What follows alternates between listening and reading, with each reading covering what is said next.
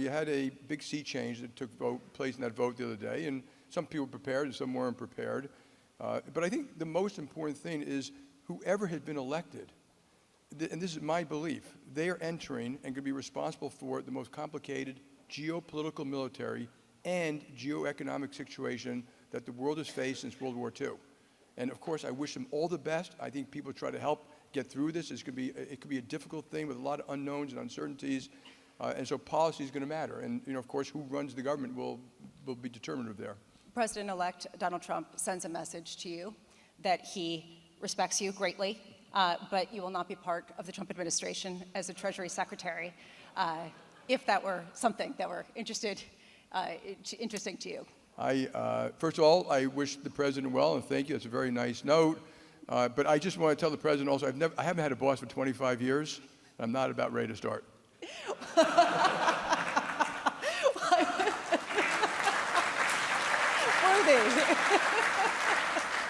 I want to start by also talking about the response in markets in the U.S., which has very much been, this is going to be a pro-growth shock with companies that are going to be investing much more, deploying cash, aggressive in terms of U.S. expansion. Have you seen any signs that that's truly the case?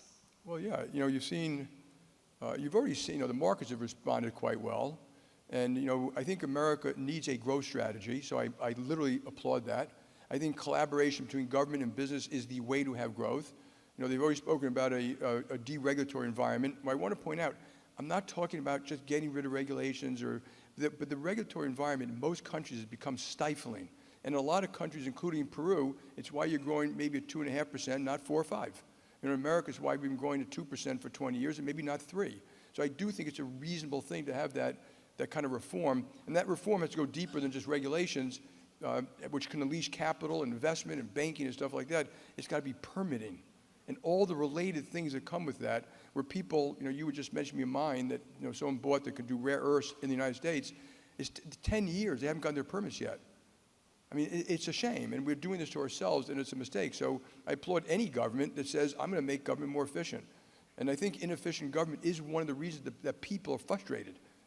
That why you have some populism, because they may blame, they may look at big companies, but they also know their government isn't spending their money wisely.